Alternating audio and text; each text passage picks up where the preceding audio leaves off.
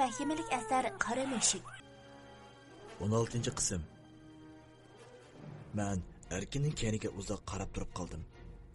Men o'rilibla derazaga qaradim. Lekin eliqi tuman alvastisining qarsim ko'rinmaydi. Men obligimga qarab, "Ukam, dadamning telefon numarini bilamsan?" deb so'radim. Bilma, qo'yish kuni yodimda tutib olgan. Qanday qilsa, telefon uramdi. Obligim ko'zimga qarab turadi. "Ha, men pastga tushib telefon urib chiqay. Erkinga demay ukam, ha?" deb uyib, itdek yugurib pastga tushdim. Yatağının ostida bir ommaviy telefon botkisi bor edi. Men obligimdan yodlab olgan nomer bo'yicha dadamga telefon urdim. "Vay!" Telefondan dadam ekanligini bilgandan keyin oldiribla. "Vay, dada tinchlikmi? Hozir sizga ko'p gap qilolmayman, lekin esingiz bo'lsin, Erkin sizga olib bergan pulni qo'lingiz tutmang, hargiz tutmang." "Ey bolam, nima ish bo'ldi? Bir ish bo'lmaganda?" Dadam sal ansirab qolgandek so'rayotdi. Hozircha sizga hech nima deyolmayman, lekin Erkin sizga olib bergan pul odamning puli emas. Shuni tutmang. Men sizga boshqa vaqt telefon qilay. Debla oldirib telefonni qo'yibdim. Men telefon trubkasini qo'yibla uchqandek yotoqqa inib chiqdim. Ko'rishdingmi dadam bilan? Enim kelishimga so'radi. "Ha, ko'rishdim." Menmi boshqa gap qilmayla o'z o'rnimga berib o'tirdim. Enim televizorni ochib kartun ko'ryotdi. Uzoq o'tmayla Erkin kirib keldi. "Yaxshi juma Farhod ukam. Yoqubchankam bizni bir qancha kun bozorga chiqmoqlar deydi. Qaraganda bu bir necha kun yotoqdan chiqmay harda qoldigan o'xshaymiz. Nima yeysizlar? Nima ichsizlar? Menga danglar. Men akirib beray." "Oblekim, shuklab ketibsan-ku. Akam pulni ko'zing qizdiryapti o'ya." Erkin kulib turib obligimni so'radi. Obligim, "Yo'q" deb beshini tuvazilib, ko'zini televizordan uzmay qarab turadi. Onun yotoqqa Musa, Rozi, Qalbnurlar kirib kelishdi. Mana, Yoqubchankamning o't o'g'irlari yetishlar oqsa. Musa bizga qarab, hiylagarlik bilan kulib qo'ygach, Qalbnur Rozi qarab, "Ko'rishdingmi? Ikkingmi mush aktifkudek bozor o'ynagan bo'lsang, sen buningdan esli yotoq elib berib, yeb ichishing esli bo'ladi. Mana endi xalqni tamoshasini ko'rib o'tirishsa, ko'zim sat ko'rinmay." deb Rozi bilan Qalbnurni o'ltirishga buyurdi. "Erkin, Yoqubchankam kirgan juma hozir." Musa Erkinga qarab, shundoq deyishigila eshik ochilib, Patigul bilan Yoqub kirib keldi. Patigul yanıma kelib, "Yaraysan juma Farhod bolam. Mushining bilan qo'ling echilib qolar" deb beshimni silab qo'ygandan keyin, "Qolganlaringiz beka yurishmay bozorni yaxshiroq o'ynasiz" deb hammasiga bir qo'ldan qarab chiqdi. Ham yanchuqidan bir tutam pulni chiqarib, hammasiga ozroqdan tarqitib berdi. Lekin men bu pulning qanday kelganini bildigan bo'lg'achqa, bularni olmaslikni tilaydim. Lekin to'sib qilishga aslo qurbatim bo'lmag'achqa, qarab turishdan boshqa amalim yo'q edi. "Tuta obligim buni. Akangdan burun chiqib, yana kaynida qopsan." Patigul shundoq degach, obligimga 400 ko'yin tangladi. Men ichib berib, Patigulning qo'lidagi obligimga tanlagan pulni elib oldim. Ham "Patigul acha, xafa bo'lmasangiz, men bu pullarni onamga selib bersam. Menga ozroq bersangiz, enim bilan ikkimiz tanqajlasak." O'g'ri bo'lsangmi, xeyli insofli o'g'ri ekansan. Bo'pti. Patigul, Farhodga bering emas, akis bo'lganda ekan. Yoqub shundoq degach, Patigulga qaradi. Patigul menga qarab qo'yib, menga 400 yuanni tutqizib qo'ygandan keyin, "Erkin ukam, siz sal turib, Farhod onasiga pul soldigan chaqda birlik chiqqan." Ma'qul, xotirjam bo'ling Patigul acha. Erkinning ovozini anglagan Yoqub bir nechini kulib o'tgandan keyin, "Amiz yaxshi aramaylar. Bu pulni cho'qim necha kungacha egisi izlaydi. Shuni sirtqa chiqmay, yotoq deytinglar." Yoqub shundoq degach, Patigulni, "Yuring Patigul" deb qo'yib chiqib ketdi. Yurgim ansiz so'qmoqda edi. Men boshqalarning qo'ldan tortilishga kuchim yetmasimi, enimga bu pulni tutqizmaganimga ozroq bo'lsin xush edim. Kech bo'lguncha hammamiz kino ko'rish, uxlash bilan o'tkazdik. Rozi, Qalbnur, Musalar bizning yenimizdan yotoq olg'achqa paranglashib, qanday qarang'i tushganini bilmay qopdiman. Ba'zida ular oblatni tilga olib qo'yatdi. Ularning gapiga qarsam, ular oblatning bundoqni qochib ketganiga ishonmagandek qiladi. Lekin hammasi xush bo'lg'achqa, menmi o'zimni ancha ayblab ketmadim. Musa bilan Erkin asosan bila bo'lg'achqa, Erkin bugun kechda sizlarni dadanglarning qishiga olib borman degan gapini o'rinda yilma qilyotdi. To'rtimiz birga o'yin o'ynab degandek o'ldirsak, Erkin boshqa yotoqdan chiqib, bizni yotoqqa kirdi. Kirib Udulla heliqi pul tiqib qo'ygan yerni biroz ko'chlab bo'lgandan keyin ozroq mashina qo'lga olib, Farhod ukam, nima yeysa? Uzun bo'ldi sizlar kavop yeb baxmag'ili. Men sizlar kavopga kirib beray. deb ko'zini qisib qo'yib chiqib ketdi. Abla, dadamning qishi bağımız bulatdi. U bayam eniqla heliq pullarni yanchuqqa silib bo'ldi. Agar u pulni dadam olsa, oqibat qanday bo'lar? Men Erkin chiqib ketishiga qolganlarga nima deysizlar? Men akiray deyishimga qalbi nur Bizni mehmon qildigan o'xshamamsiz? deb bir kulvatgandan keyin ichidigan ichimlikni ismi deb berdi. Qolganlarni deb bo'lgandan keyin pastga aldirab tushib, telefon budkasiga kirib, dadamning nomerini aldirab bosdim. Jiddichilikda bir qancha qatim xato bosdim. Telefon oxir ulandi. Vey, Dadamning ovozini anglab, "Vey, dada, bu men. Erkin hozir yaningizga ketdi, lekin tushdi degan gapim esingizda bo'lsin. Erkin bergan pulni qat'iy olmang. Olsizmi, uning pulni bir yer qo'yib qo'yishni ayting. Qo'lingizni pulga qat'iy tekkizmang. Bo'lamdi?" deb ko'zimdan sirg'ib yosh tushib ketdi. Chunki mening hozirgi xiyolim yolg'iz dadamla emas, shu pulning nisbasini olgan qalbi nur, Rozi ham Erkinlarda edi. Musaning nashini ham haraqni ko'p ichib olsa, Rozi bilan qalbi nurni to'la urdig'ini bilgachga, uningmi ancha echinib ketmaydim. vey balam, zada demiş oldu, o çıktı yine. Sormang, sizga deb bersam, sizningmi Qosimkamning ahvoli tushib qolishingizni xohlamayman. Debla telefonni qo'yib etdim. Keynimga yenishmig'ila Musaning telefon budkasining ichiga qarab kirayotganini sezdim. Ya o'g'ri, nima qilsa? Nima bo'ldikina? Musa menga muloyim qiyofatda gap qilyotdi. Shu dadamga telefon berdim. Uzoq bo'lgan ko'rishmagili. Bundan keyin dadam bilan ko'rsang bizga deb qo'yib ko'rish. Yana o'g'irlik telefon paralashqini ko'rib qolsam, o'jar ishkimiz satishib qolamiz. Menga berib kinodan ko'ra. Musa menga shunda deb qo'yib, telefon budkasining ichiga kirib ketdi. Men keynimga qarab qo'ygach, yotoqqa yenib kirdim. Men oldigan narsalarni elib, yotoqqa kirib chondurmayla o'zimizning paramga tushib ketdik. Bir kemda uxlaymiz deb hammamiz o'zimizni yotoqqa ravon bo'ldik. Inim bilan ikkimiz yerim kechagacha qiziq Shanganning kinosini ko'rib uxlamadik. Bir vaqtda kinomi tugadi. Qarasam, inim allaburun uyquga ketgan edi. Men asta o'rnimdan turib, televizorning soat ko'rsatkichiga qarasam, kech soat 2 bo'lgan edi. Erkin texchi qaytib kelmadi. Men sal ansirashga boshladim. Bugungacha bir ish yuz berdigini ko'nglimga ayon bo'lgachqa, titik bo'lib yotoqning ichida qattiq o'ltirolmadim. Lekin uyqu yomon nima ekan?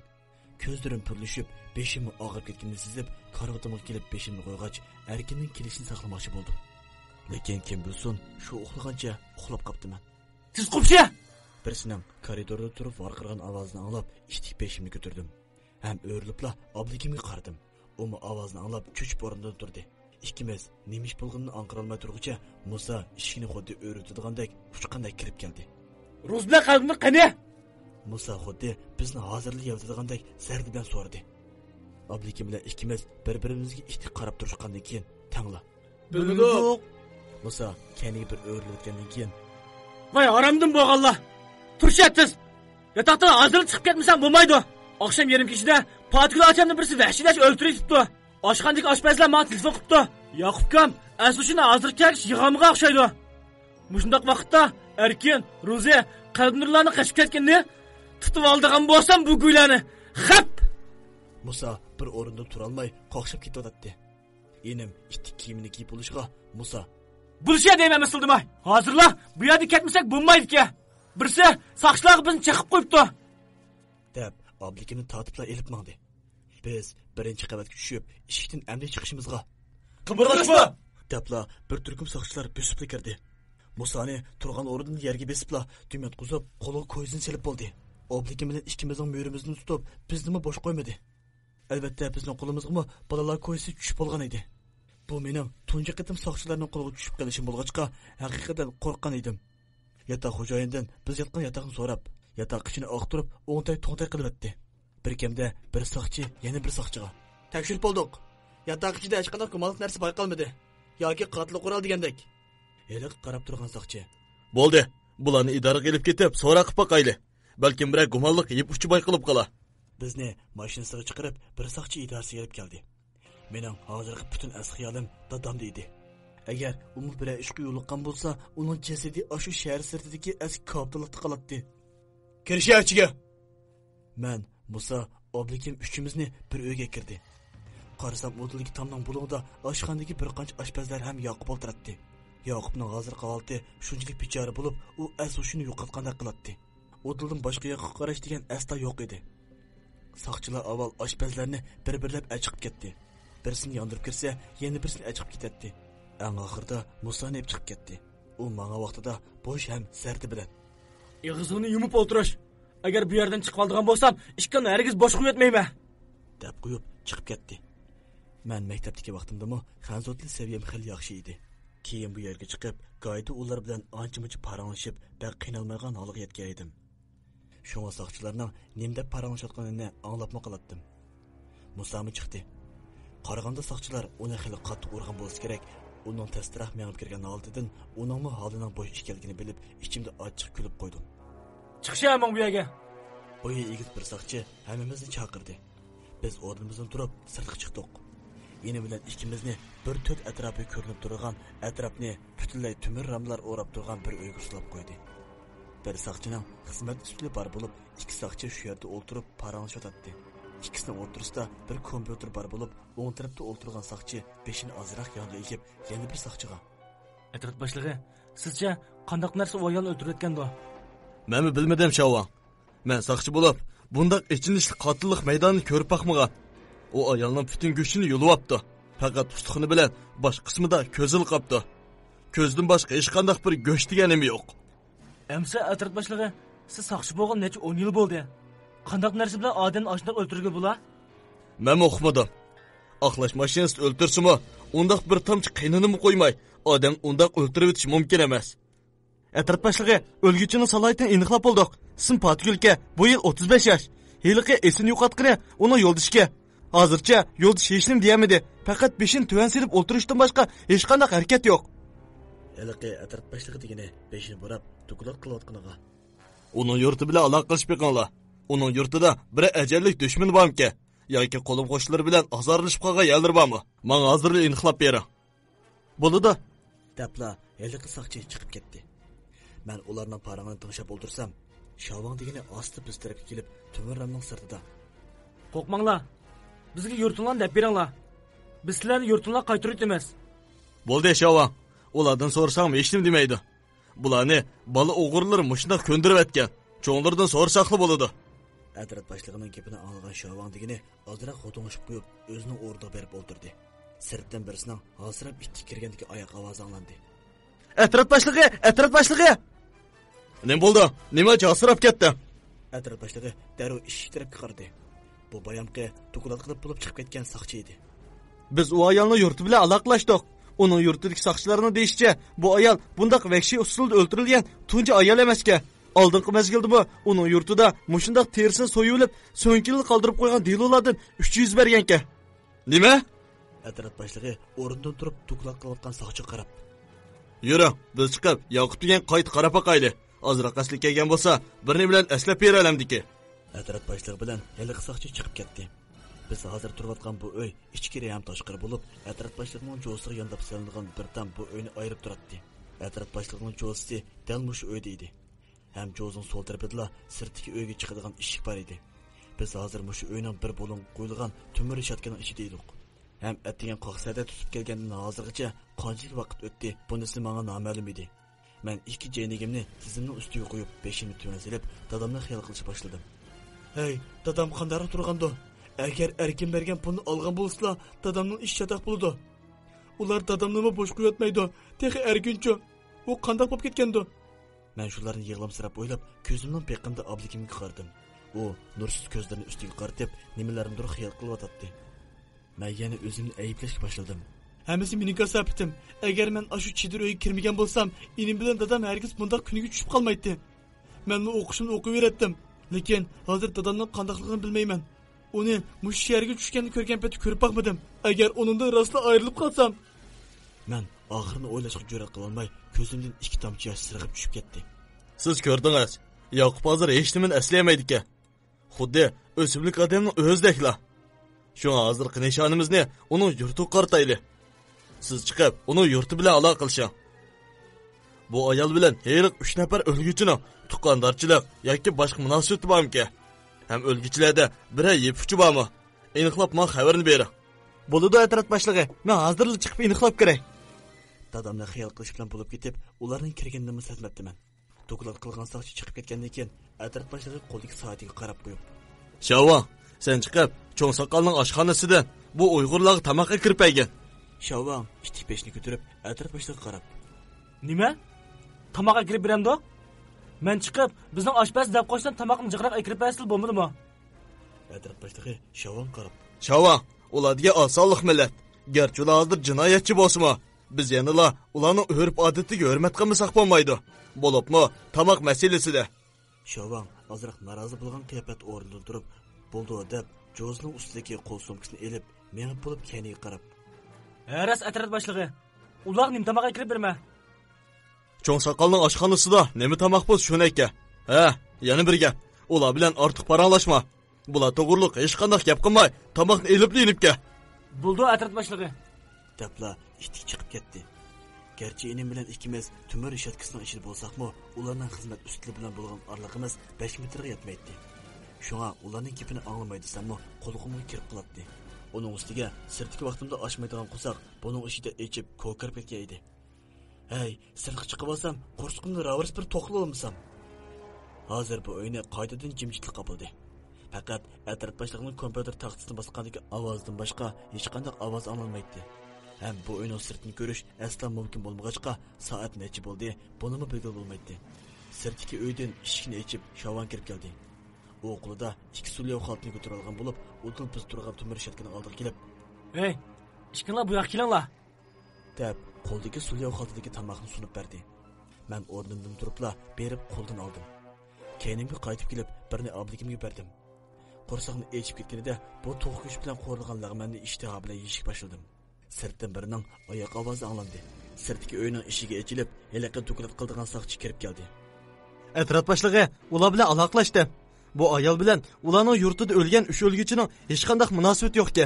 Bu 3 o'lguchining ikkisi birisi ayol-kan. Atrat boshlig'i uning qarab, Amis ularning qanday o'lganligi, nada o'lganligini dedi bu. Shundaq dedi.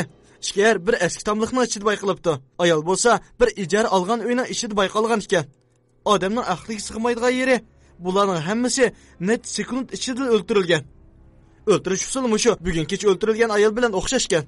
Haras, u tarafning aloqador saqchidir menga ularning rasmini avatib berdi. deb qo'ldagi xotirlaguchining ichidan ikki parcha rasmni chiqarib atrat boshlig'iga tangladi.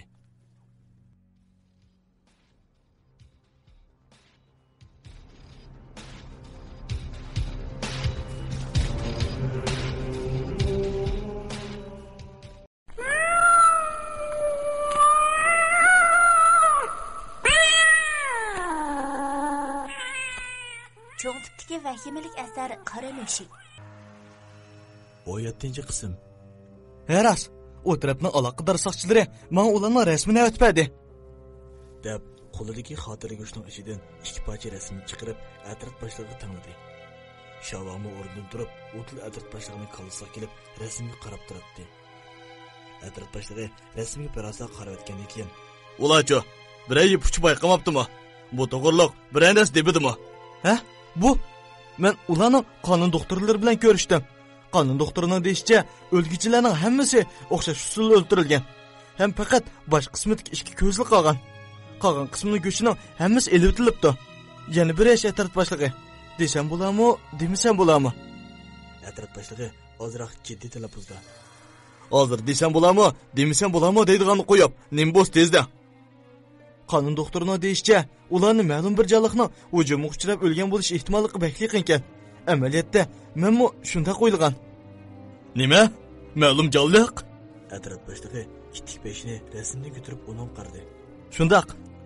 Ular naq maydondan hech qanday bir gumonliq narsa bayqay olmabdi. Xeyli uzun tekshirgan bo'lsa-mu, natija chiqmagan.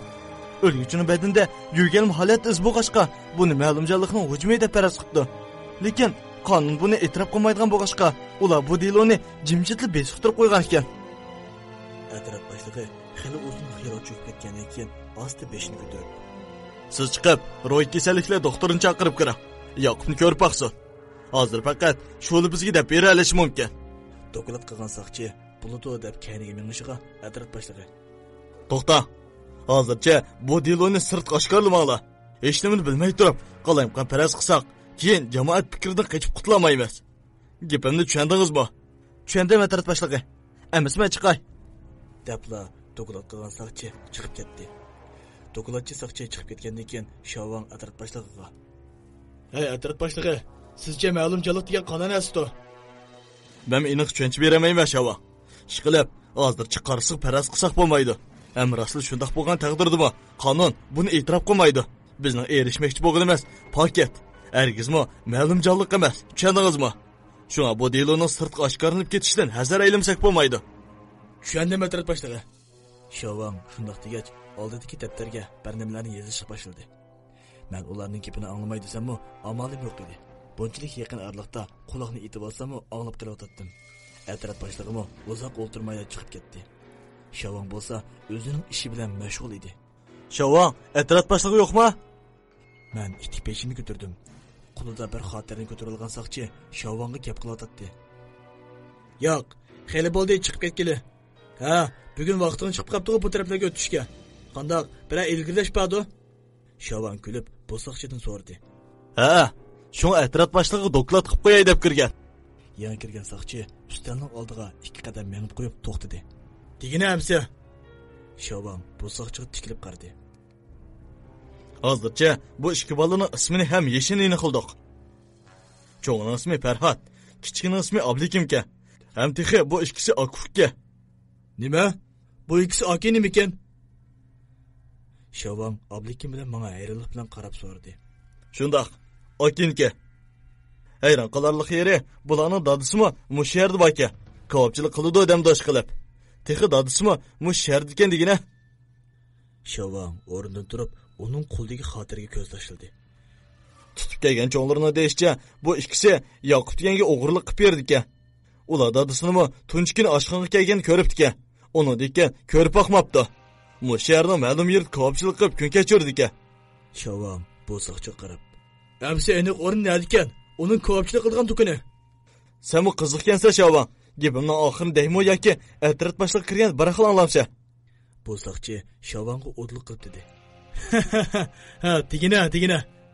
Shavang birni kulayotgandan keyin asta uning to'lisi urib qo'ygach kulib: "Boshqalar bilmaydi ekan. Faqat Yoqub deganini biladigan uni do'konni. Lekin hozir u hech nima deb beramaydi ekan. Xuddi o'simlik odamning o'zidek turdi, beshini udul qartab." "Hey, yana shu Yoqub." Shavang shundoq degach, ustalga yengil birini urib qo'ydi. "Amisman chiqay, atrat boshlig'i kirsa, meni qishing bir kirib chiqasan" deb qo'yasa.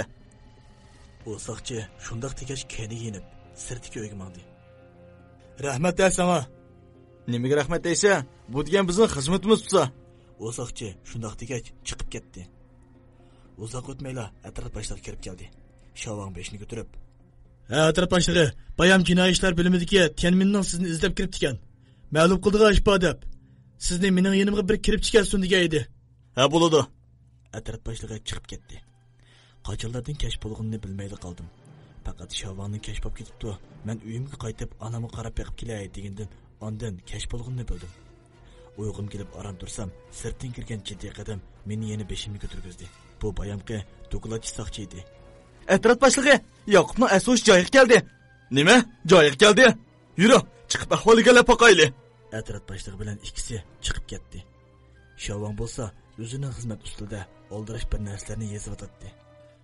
"Hey, odamni toz bir davg'u bo'lamdi nima? Sirtda ochmagan qo'sug'im buning ichida echib ketib bordi. Yotoqqa kirsam, xili bir vaqtgacha uyqum kelmaydi. Hozir bo'lsa mugdab qilyapman.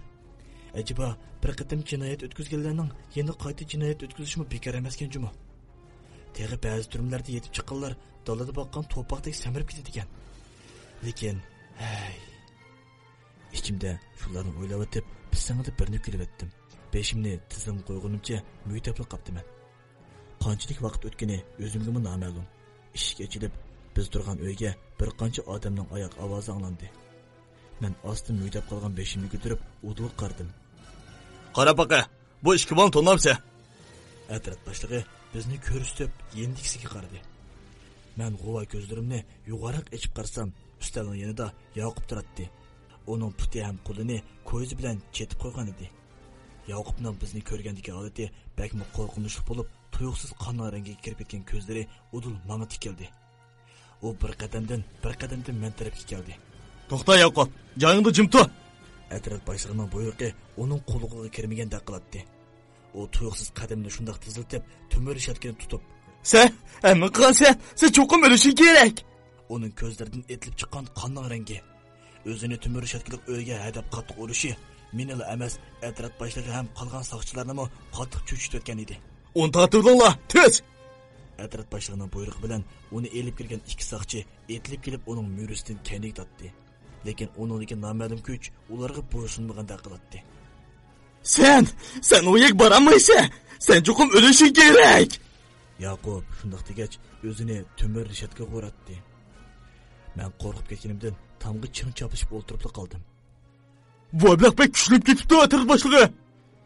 Bir soqchining kayniga o'rilib qolgan gapidan atrof boshlig'ining cho'chigan bo'lsa kerak. Darhol berib tamg'i yozab qo'yilgan bir orqa pishkavidan yo'g'on bir kaltayni qo'lga ilibla Yaqubning kayni tarbiyaga yoqdi. Tas qilgan ovozdan keyin Yaqubning tumir rishatga eslib turgan qo'llari birdila bo'shab qattiq yerga tumib tushib jimib qoldi. Uning bu holatidan uning hushidan ketganligi chiqib turadi. Atrof boshlig'i osti qo'lini burniga yaqin akilib tekuzib biqib, Buni yer ostidagi qorong'uga solib qo'yinglar. Ham uning qaraydiganga maxsus odam qo'yinglar. Bir chatoq chiqib qolmasin. Xo'p, atrof boshlig'i. Yalaq ikki soqchi uning ikki murisidan tutibla so'rab elib chiqib ketdi. Bu albatta mening tunji qitim bunday ishlarga yo'l qo'shib emas bo'lg'achqa qo'rqqan yuragim yana joyiga tushishga boshladi. Ey atrof boshlig'i, bu ablah qandoq bo'lib bunday kuchlanib ketgandi? Tag'i bayamlar yulab ko'tirib mangmasa, mangolmaydigan holatda edi.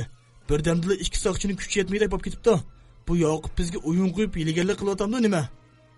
Shavang hayronlik nazar bilan atrof boshlig'iga qaradi. Atrof boshlig'i bo'lsa cho'nqur g'amga petib qolgan edi. U balkim Shavangning gapini anglamagan bo'lsa kerak. Shavang xil uzun qarab turgan bo'lsa-mu, so'ragan savoli javobsiz qoldi. Atrof boshlig'i Shavangning chaqirishidan itik peshini ko'tarib, Shavang, sen yuming telefon berib baqqan. Bu ikkisini dadsini topa olibdimi? Atrof boshlig'ining gapidan ozroq g'alitlik his qilgan Shavang turib o'tib, Ha, ma'qul. Shavang ustidagi telefonning trubkasini qo'liga olib, nomer besib, keyin biroz telefonda bir nimalarni deyishgandan keyin, Yuming bu tarafga qarab kelyapti atrof boshlig'i. Bu ikkisining dadsini bilib kelyapti. Shaharning sal sirtida bo'lg'ach, 10 minutlardan keyin yetib keldik-a. Ha, amma saqlab turayli. Atrof boshlig'i shundoq deb bo'lib o'zi o'ltirgan ustalning o'tildagi bir tamg'i esalik rasmni oldiga kelib, rasmni bir surtayotgandan keyin rasmga qarab turib ketdi. Bu rasm Shavangning keyindagi ramga esib qo'yilgan bo'lib, Shavang o'rindiqni keniga cho'rib, atrof boshlig'ining orqa tarafidan uning qarab, Atrof boshlig'i, Yaqub ayol to'g'riliq bir narsa dedimi? Ha, dedi. Lekin uning gapi qonunga faqat uyg'un kelmayotdi. U ablahning deyishicha, xuddi tamakining isidek uchib yuradigan ikki narsa uning ayolini o'ltirib o'tibdi. Uni qo'lisidan kattamikin deb jazm qildik. Nima? Tamakining isidek? Hey, bularning yili mikri bakli ko'pmi nima? Mushumi to'qib yurganga qaraganda. Shavang shundoq deb bo'lib, hey deb bir nechib qo'yib oldi qardi. Yana asta kayni ko'rilib, Atrof boshlig'i, mening mushu rasm to'g'riliq bir tushunilmagan ishim bor. So'rasam da berasizmi? Atrof boshlig'i birini uxtatib o'tgandan keyin, Nima deydiganligini bilmayman Shavang. Lekin o'zimni sana deb beramayman. Bu nima deganingiz? Shavang atrof boshlig'iga qaradi. Bu rasmdagi to'timiz billa soqchi maktabga kirgan. Mush idoraga billa xizmat kutishgan. O chaqda sen tixi soqchi maktabda o'qiyotgan mazgiling bo'lsa kerak. Ham bu to'timiz biroqli jinoiy ishlar bo'limiga qabul qilingan. Nada vazifa bor? Xatar degani ko'zimizga ilibmi qo'ymaydik. Atrof boshlig'i shundoq deb bo'lib, yanchuqdan bir dal tamakini ilib, o'ti tosh turgandan keyin qattiq bir sho'rida so'zini davom qildi. Bilasan, Shiyan tog'liq rayon, Azriq shahar ichidan kesib o'tadigan Satichin sepili mush shaharning Kunpetish tarafidagi bir qo'yiq o'rmonlikdan kesib o'tadi. Shu chaqlarda mush tog'liq rayonga o'g'lashib chiqadiganlar tuyuqsiz yo'qib ketadigan ahvollar yuz berdi. Lekin tuvandagi soqchilardan odam berib, shuncha izlagan bo'lsa-mu topolmabdi. Oxir bulan izlashga bizning idorani mas'ul qilibdi. Men o chaqda ayolim yangi tug'utliq bo'lg'achqa, idorada meni ularni izlashga qatnashtirmadi. Shuning bilan ular uchi ham yana 10 nech alohida soqchilar bu taqqa ularni izlashga chiqib ketdi. Ey! Lekin kim bilsin, ular uch shu chiqib ketguncha qaytib kelmadi. Men idora boshlig'idan ularning g'oyib bo'lib ketganlik xabarini topshirib oldi. Ham doktorxonaga ayolimni doktor sestralarga topilib qo'yib, ular yo'qolib ketgan taqqa qarab yo'l oldi. Bexatar bo'lish uchun avval idoraga qaytib, to'liq qurollanib menishni loyiq topdim. Men idoraga kelganda idora boshlig'i meni saqlab turibdi-ki, idorani ishga kirib, mashinadan tushishimga idora boshlig'i idorani palampedi meni saqlab turibdi. Men uddol idora boshlig'ining oldiga keldi. Van qo'y, hozirgi kayfiyatingizni tushunaman. Sizlar to'rtinglar bu idoraga bir og'il taqsimlab kelgan. Ham idoramizga qo'lli xodimlar edinglar. Ularning uchini yo'qolib ketganlik xabarini anglab, men bu darhol alayda xodimlar korpusiga ularni jiddiy izlash to'g'riliq buyruq tushirdim. Sizning ayolingiz yangi tug'utliq. Meni sizni u yerga borg'izg'imi yo'q. Lekin sizlarning mehringlarning qanchalik cho'nqurligi menga ayon. Shuni sizga xabar qildim. U yerning yer shayli murakkab, yo'l yig'in ko'p. İzlash xizmatimi jaboliq bo'lib o'tgan shunday sharoitda idoramizga bu qo'lli xodimlarning tuyuqsiz g'oyib bo'lishi hozirgi eng muhim masala. Siz cho'qim ularni tepib keling. Men siz kelishdan burun qurolli harbiy qism bilan aloqalashib qo'ydim. Sizga bir turkum harbiy qism askarlarini ajratib beraman. Esingiz bo'lsin, ularni cho'qim tepib keling. Men harbiylar salimimni berib, idora boshlig'i umidingizni hargiz yetib qo'ymayman. Men cho'qim ularni qaytarib kelaman dedi. Tez kirib, o'zingizga lozimli qurol yarog'larni elib chiqing. Ularni hozirlik keldi. Tezdan yo'lga chiqing. İdora boshlig'i qat'iy niyat bilan shundoq dedi. Men uddol qurol yarog' bo'limiga kirib, to'liq qurollanib, idoraning oldiga chiqsam, harbiy qismning askarlari idora oldida tizilib turibdi. İdora boshlig'i ularning oldiga chiqib, o'nlik ovozda: "Bu qatim bizning oldimizdagi hargizmi odatdagi jinoyatchilar emas. Shunga ularni tüp yurtizda qumar tashishimiz kerak. Ozroqmi beg'aslik qilish bo'lmaydi. Tushundinglarmi?" "Tushundik." Harbiy qismning o'nlik javob qaytarishidan keyin idora boshlig'i bizni mashinaga chiqib yo'lga chiqishga buyurdi. Biz idoradan chiqqanimizda idora boshlig'i text palampaydi bizga qarab turardi. Biz shahardan chiqib tog'li rayonga yo'l oldik. Yo'l shakli murakkab bu tog' yo'lda mashinamni bek tashli meng'otdi. Men burun garchi bir qitim bu taqqa chiqqan bo'lsam-mu, menga uncha qo'rqinchli tuyulmagan edi. Lekin nim bo'ldimki, bu qitim menga bu taq boshqacha bir qo'rqinchli tuyulyotdi. Biz agri-bugri yo'lda mashinada uyoq-buyoq chayqilib, tezda alayda xodimlar bajoyiga keldik. Alayda xodimlarning boshlig'i oldimga chiqdi. Biz ko'rishib bo'lgandan keyin, "Vanxoy, men burun necha taqqa jinoyatchilar zarb berish uchun chiqqan bo'lsam-mu, lekin bu qitim boshqacha turdi. Azaldan bundaq ahvolga uchrab boqmagan edim. Bu yana yer shakli bek murakkabkan. O'rmonlar qo'yoq, ham hozir qorong'u. Shu bu jihatda siz ularga nima deyish kerakligini obdan bilasiz."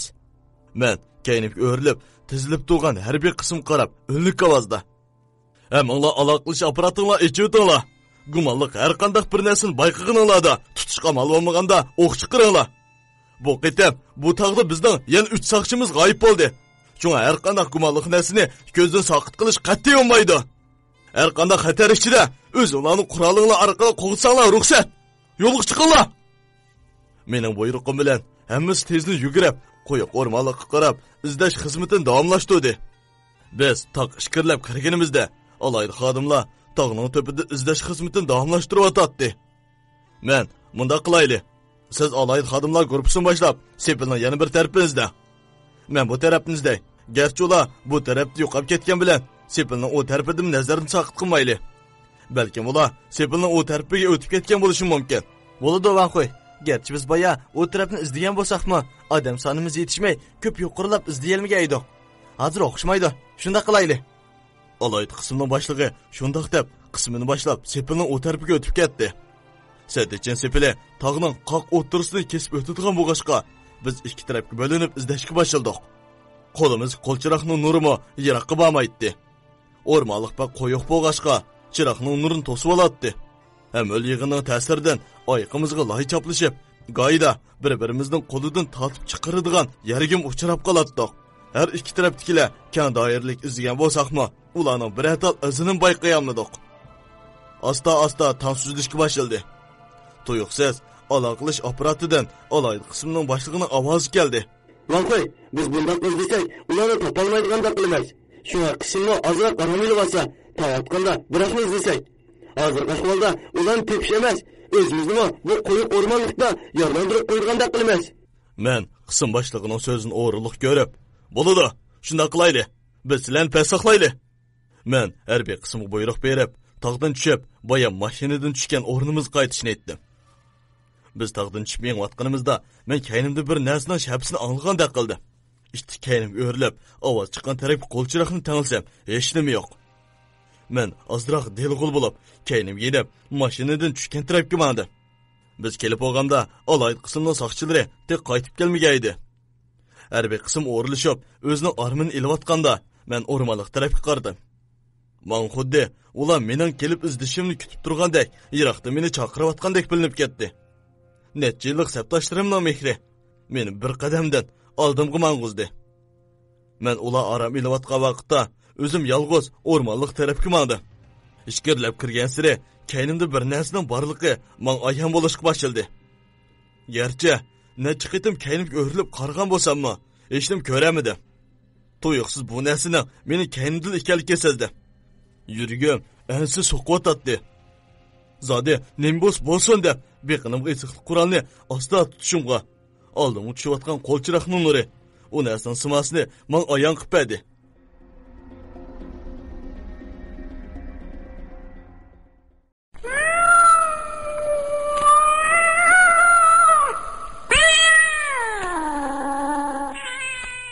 Cho'ng tipdagi vahimelik asari Qora Mushuk 18-qism.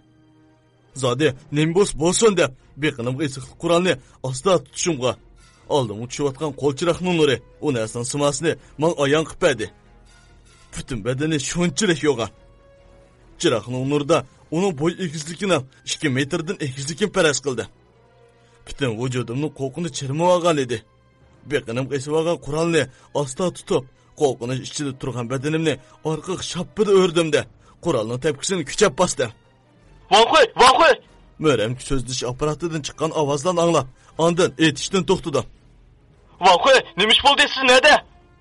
Men bayam qo'rqib ketganligimdan ko'zimni yumib olgan ekanman. Shunga uning haqiqiy qiyofatini ko'ramasam-mu, lekin uning putining izi qarab, uni ko'rgandek bo'ldi. Men bayam mashinada tushgandek taqab tildi. Tezdan boyaq kelinglar. Balki men bir narsa bayqanda qilaman. Bo'ladi voqo'y. Hozir qo'rg'ingizni medirlamay, biz saqlab turib, biz hozirlik chiqamiz. Men oldimki bu oyoq izi qarab o'ltirib qoldi. Ikki putimni oldi kayni qisam-mu, bu oyoq izining tapınığım to'g'ri kelmaydi. Men ikki putimni u g'alati narsaning izi qo'yib qarab turganimda, boshqalar yugurib yetib keldi. Ular mening hozirgi holatimga hayron qilyapti yoki putimdagi g'alati narsaning iziga hayron qilyapti, bilgin olmaydi. Ular hammasi mening yinimni cho'rdab pastga qarab turadi. Men aslo chatga chiqib, bu putning izi qarab, ikki tizimni egib qarab turdim. Voqo'y, bu zodi nima narsaning o'zi? Olaydı qism boshlig'i beshinimni ko'tarmay menda so'rdi. Men bilmayman. Boyam kaynimda bati. Meni o'q chiqirishim bilan yo'qib ketdi. Faqat qilib qolgani much putning o'zi. Ammo Sajab, biz bu yoqqa kelguncha hech qanday bir narsaning izini bayqamadik-ku. Ajaba u narsa? Olaydı qism boshlig'i shundoq dedi-da, yurgim qartliqib qoldi. Ikkimiz tangla beshimizni asta usti qaratdik. Lekin quyoshning nurini ko'ra olmaydigan bu qo'yiq o'rmonlik ichida hech nimani ko'rgin olmaydi. Voqo'y, biz hozircha yanala tog'dan tushib ketayli. Tong suzilganda yuqoriga ma'lum qilib, ondan kirayli. Bo'lmaganda biz texmi ig'ir talobatga uchraydiganda qilamiz. Bu narsaning izi shuncha tursa, o'zini asla tasavvur qilolmaymiz. Ham oldimizdagi bu narsaning zodi qanday narsa ekanligi bizga noma'lum. Shunga men qism boshlig'ining bu gapini keskinlar rad qilib etdim. Yo'q, biz degan xalq soqchisi. Sizning degan bu gapingiz balki mas'uliyatsizlik bilan qilingan so'z. Unutib qolma. Yo'qab ketganlar yolg'iz ovchilar emas. Balki bizning 3 nafar xodimimizmi bor. Shunga ularni topmoqcha tog'dan tushib qat'iy olmaydi. Men keskin javob berdim. Agar ularni tepish tugal, yana xodimlarimizni ayrilib qolsa qanday bo'ldi? Siz unutib qolmang voqo'y. Mushu sizning atrofingizdagi mardonlarmi? Shularga o'xshash xalqning qahramonlari, chokri. Siz yolg'iz ular uchun emas, bularni o'ylab qo'yishingiz kerak.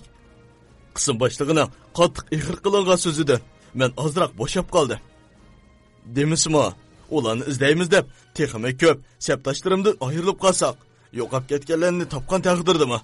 ularga nima deb javob qaytarishni bilmaydim. Bo'ladi. Sizning deganingizdek bo'lsin. Tong atqanda andik kirayli. Men shundoq degach, pastga qarab mandim. Alayli qisam, sizlar sepilning o tarafı bilan. Harbiy qisam, Vanxoy bilan bu tarafda tushinglar. Bayqan har qanday gumonliq narsalarni etib tashlanglar. Askarlar jangovar ruh bilan ikki tarafga bo'linib, tog'dan tushishga boshladik. Tuyuqsiz, sepilning o tarafidan o'q ovozi anglandi. Lekin bu qitim bir emas, bir qancha quroldan ovoz chiqayotdi. Qutquzinglar! Bu ikki odamning ovozi edi. Men darhol sepil tarafga qarab, "Yuringlar tezdan." Harbiy qismning askarlari sepil tövük kelib, tezlik bilan bir-birining mo'rsiga dashlab, ushqandek o'tib ketdi. Men kaynidan chiqib, u tarafga tushdim. Ko'z oldimga mansirga qarab, ichim etishib, ko'zimdan taramlab yoshlar yiqib ketdi. Yolg'iz meninglar emas, balki butun qismdagilarning ko'zdan yomg'irdak yoshlar yiqib bir alaydi qismning jangchisini badanining yerimi yo'q holatda daraxshiqiq ilinib turardi. Yana bir jangchining bo'ynidan qonlar jirildab yiqib Onun beshi ma'lum kuch tarafidan elib ketilgan edi. Ularning badaniga o'q o'tmaski, bu ma'lum kuchning oldida ozroqmi daldi bo'lmagan edi. Biz ko'z yoshlarimizni eqitgan holatda hech qaysimiz bir ig'iz gap qilolmay, ularni daraxtdan tushirib, bir nechamiz kiyimlarimizni silib, ularni o'rab, unsiz tog'dan tushdik. Bir alaydi qism jangchisi qism boshliqining oldiga kelib, to'van ovozda, "Ikki odamimiz o'libdi. Yana bir jangchimiz yo'qolib ketibdi," deb jimibli qoldi.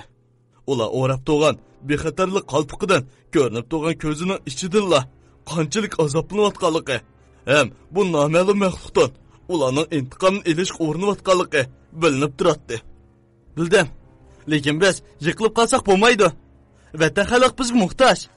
Biz cho'qim bu narsani tepib, mushu o'lib ketgan, ham yo'qolib ketgan ash sabtashlarimizni qaytarib kelishimiz kerak. Jasoratinglar bormi? Bor. Butun qism tangli vaqirdi.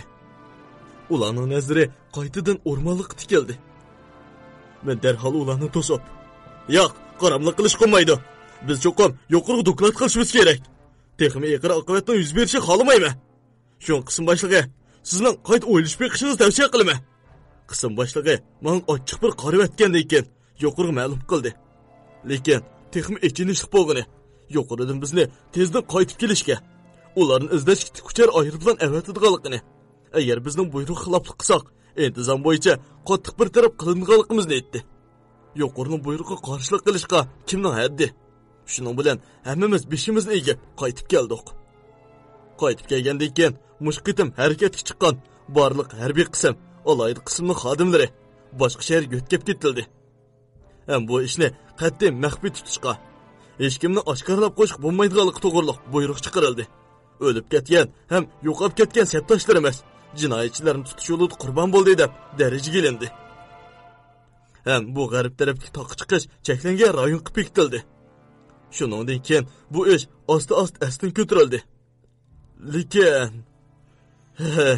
nima degan bilan meni sabtoshlarim.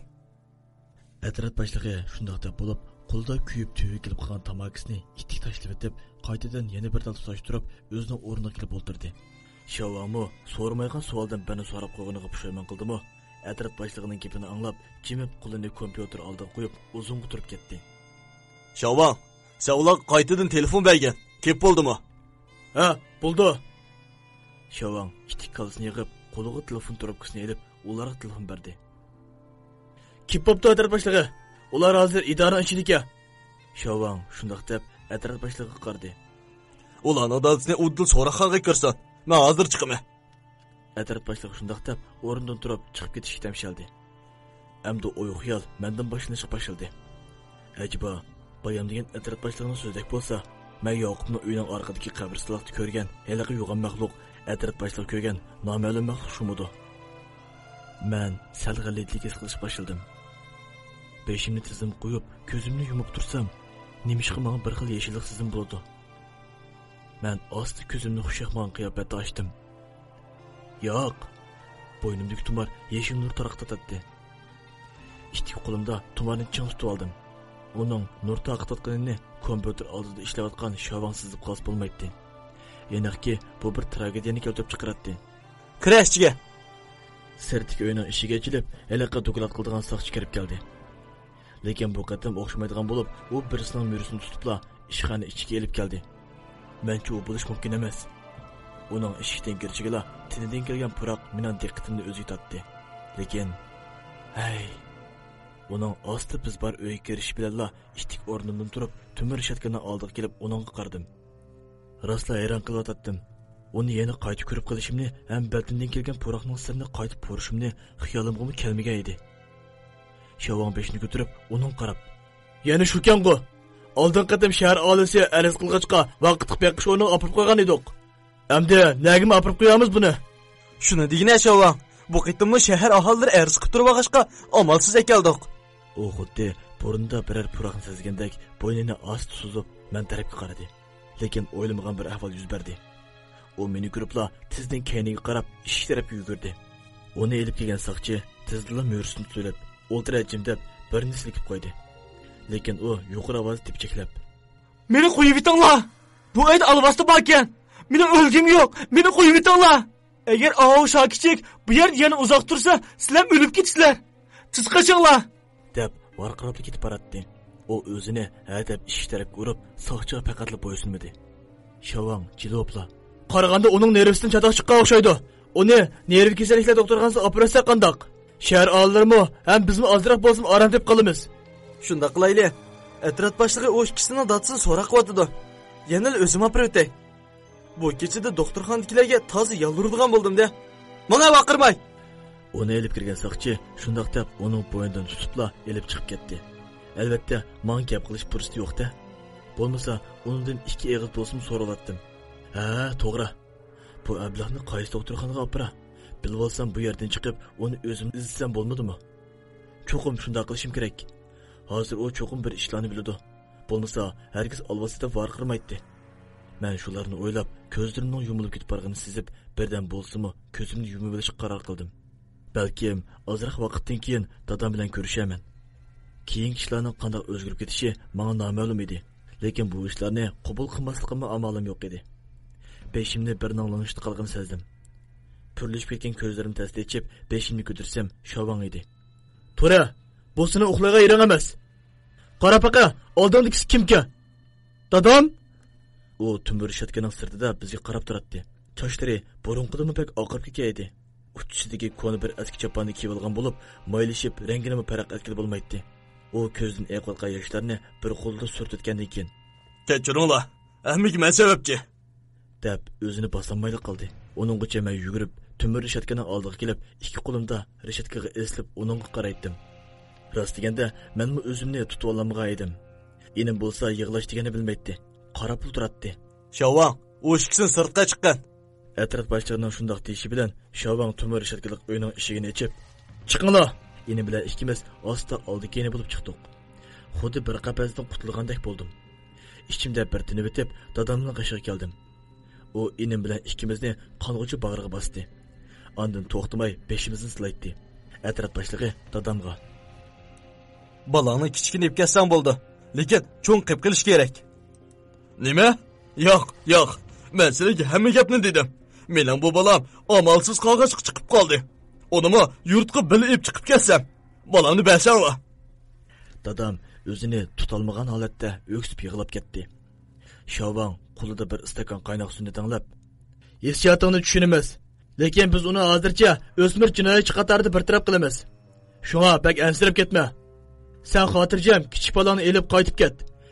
Biz sana baloni qo'yayotganda o'qitirish qilamiz. Shu joyga kelib akasdan bo'ladi." Dadam bo'lsa beshimni silab, ularga qancha yolvursimi amal bo'lmadi. "Bo'ldi, dada, men baribir chiqtalmayman. Bu sizga ayon. Ikkimiz obligimni chiqib ketimiz deb chiqqan. Ham bo'ynimdagi bu tumarmi bor? Avval siz chiqding. Men chiqqan vaqtimda sizga telefon beray. Men sizning yordamingizga muhtoj. Siz tag'i menga tumarning sirini deb bermadingiz." Enim ihtimon qarab, "So'rangmi sen? Oldingi qitim sen chiqetgan desammi, uningga qilib qolding. Qorg'onda bozor o'ynash xo'shaqqan o'xshamamda sana." deb to'ng so'zli yultudi. Dadam muloyim qiyofatda enimning beshini silab, "Balam, bilsan akam ikkimiz uchun bozor o'ynamidi. Balki mozorlikda o'ynayotdi." Enim dadamning bu gapini tushunmagan bo'lsa kerak, tomsiyib yerga qarab turdi. Şava, sen bu işkaylarni chiqib qo'ygan. Atrat boshlig'i shundoq degach dadamga. Ansirma. Biz sana telefon berib, balangning nahdi ekanligini xabar qilamiz. Shu chaqda chiqib ketsang bo'ldi. Atrat boshlig'i shundoq deb bo'lib, menga boshqacha bir qarab qo'ydi. Uning qarashlaridan bir narsani sezib qolgandek qiladi. Dadam beshimni silab, Balam, ansirma. Men seni hargizmi tashlab qo'ymayman. Sening yo'ling bu yerda to'xtab qolmaydi. O'zingning qanchalik ig'ir vazifani ustingga olganligini unutma. Dadam shundoq deb bo'lib, inimga, Yura balam, biz akani sirt saqlayli, deb qo'lini tutib chiqib ketdi. Men bo'lsam, ularning keynidan qarab bu yerda turib qoldim. Ular chiqib ketgandan keyin men keynidan uzoqqa qarab ketdim. Xuddi keyniga inib kirib qolgandek. Şava, buni hozircha solab qo'ygan. Atrat boshlig'ining gapini olgan Shavang mo'ramdan tutib, meni qayta bu temir rishatkalik uyga akirib qo'ygandan keyin eshikni taqib etdi. Atrat boshlig'i, uni nima ish qoldirib qo'yamiz? Men faqat tushunmadim. O'smir jinoyatchi degan taqdirdami, umi bir ziyonkashga uchirg'ish tutsa. Atrat boshlig'i menga bir qarab etgandan keyin, Men u ayolning o'limida mushningdimi bir gap bormiki deb o'ylayaptim. O'ylab boqmabsa, yo'qmi kiribli uning aytildi.